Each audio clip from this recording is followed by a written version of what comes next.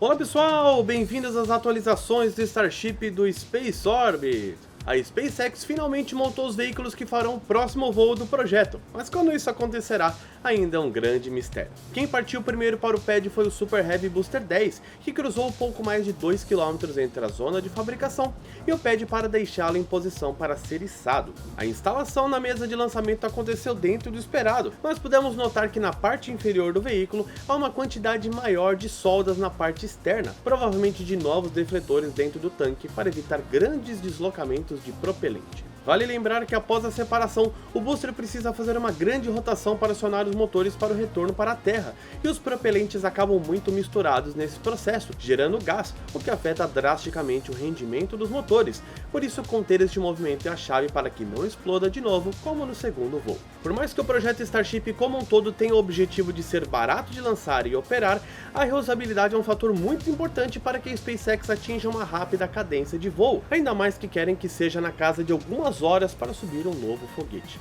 Mas nem deu tempo do Super Heavy se sentir sozinho, pois na madrugada de 10 de fevereiro, o Chip 28 também pegou a estrada e foi colocado ao lado do pad, já no alcance dos braços de captura da torre, indicando que a montagem final não estava longe. E durante o sábado tudo parecia perfeito para a operação, mas levou um dia todo de espera para somente na madrugada começarem a içar o Starship, que rapidamente passou da altura do Super Heavy e foi cuidadosamente posicionado até tocar o anel do Hot Stage. Claro que ainda tem muita água para rolar nessa história, pois será preciso realizar um ensaio geral com os dois veículos na posição e abastecendo os tanques com os propelentes, além de simular uma contagem exatamente como no dia do lançamento. Como se não bastasse isso, o enrosco com a Federal Aviation Administration, a famosa FAA, continua firme e forte, pois em resposta a um questionamento feito pelo NASA Spaceflight, a agência disse que ainda não receberam todas as informações da SpaceX para realizar a modificação da licença de operação, e que a investigação permanece em aberto. Claro que boa parte da resposta é padrão, e que muitas vezes a FAA nega para confirmar poucos dias depois, ainda mais por já termos uma intensa movimentação em Starbase para o próximo lançamento. Vale lembrar que a modificação da licença se refere a um parágrafo específico, que menciona que a SpaceX poderia operar o voo 2 apenas, a menos que a FAA retirasse aquele trecho. Esse tipo de trava burocrática é para evitar que a SpaceX ache brechas jurídicas para voar de maneira indiscriminada, além da agência ter o poder discricionário de liberar ou não os lançamentos se lhe convir. Mas não muda que a empresa do titio Elon precisa fazer sua parte, pois já estamos praticamente na metade de fevereiro e o voo já pulou para março na melhor das hipóteses. Ainda que a SpaceX é a mais rápida nesse quesito de investigações, pois as concorrentes sofrem ainda mais com isso, como a Blue Origin de Jeff Bezos, que foi proibida de voar por mais de um ano por uma falha de motor, o que mostra claramente que o problema é o processo de investigação e liberação que é falho. Ainda mais se compararmos com a facilidade com que a FAA liberou aeronaves problemáticas, como os Boeing 737 MAX 8 e MAX 9, para voarem e foi reticente em colocá-los no chão, mesmo depois de centenas de mortes e uma porta ejetada em pleno voo. Mas erradas mesmo estão as empresas de foguetes que só causam prejuízos a si próprias em caso de falhas e explosões, mas é o poder do lobby. Mas aqui no Space Orbit nós fazemos o lobby do bem para que você conheça os incríveis produtos da loja do fogueteiro. Vista-se com as novas camisetas feitas para você que quer levar o espaço para todos os lugares, começando com a Gateway to Mars, onde o futuro da exploração do cosmos terá início com o Starship Super Heavy no pad orbital. Também temos a novíssima da SpaceX, que finalmente está disponível a pronta entrega para você adquirir depois da pré-venda mais longa do universo. E complete sua coleção com o clássico Saturno V, que agora tem uma camiseta para chamar de sua, com a lua ao fundo, que foi o destino deste foguete icônico para a história da astronáutica. Lembrando que todos os pedidos feitos conosco você ganha brindes exclusivos, então acesse agora mesmo em spaceorbit.com.br ou pelo link na descrição e complete seu guarda-roupas espacial na loja do fogueteiro, pois somos o seu lugar de espaço aqui na Terra.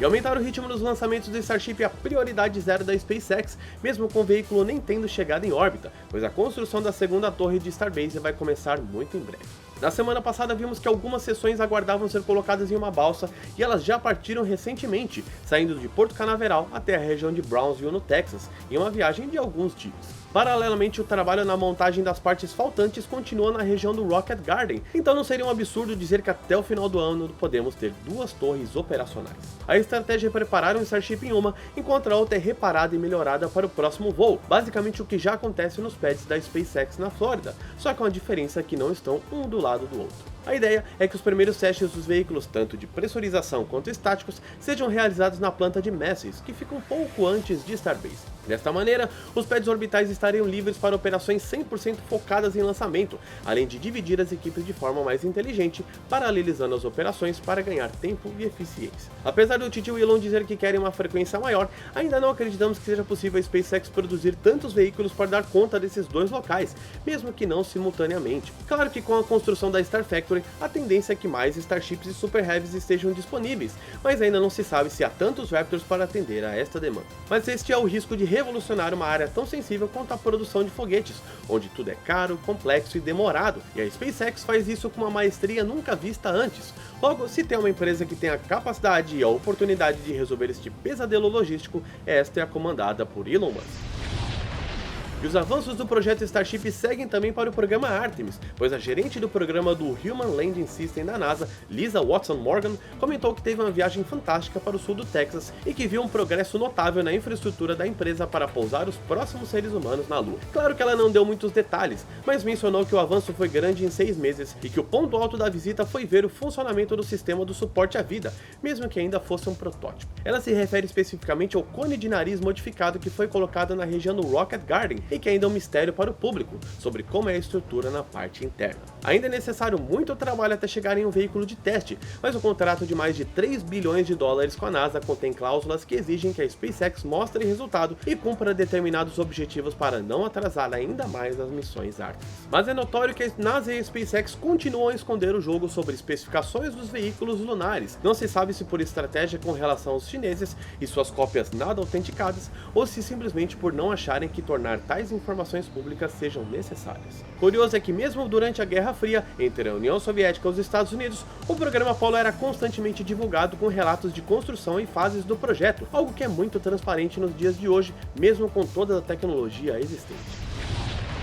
E voltamos a nos empolgar com a possibilidade de assistir a mais um lançamento do programa Starship apenas 4 meses desde a última tentativa. Vale lembrar que este veículo não é só o maior foguete que decolou do nosso planeta, mas o mais pesado objeto que já voou na história da humanidade, com incríveis 5.000 toneladas. Mas não é uma disputa de números e recordes, pois nada disso fará a menor diferença em caso de precisarmos manter acesa a chama da vida no nosso planeta. Um evento de extinção no futuro não é uma questão de se, mas quando? E a ciência tem muito bem documentado que o universo não foi nada gentil com nossos antepassados, independente da espécie que fossem. A única maneira de preservar a nossa existência é desenvolver um programa espacial que permita que desviemos asteroides massivos, ou pelo menos permita que tenhamos uma segunda morada, ainda que não ideal. E um foguete reutilizável, rápido e principalmente barato é a solução que vai permitir que sobrevivamos aos cataclismas que vêm dos cosmos de forma repentina e aleatória. O Starship hoje é o candidato a causar esta revolução e quebrar a roda do desenvolvimento deste tipo de tecnologia,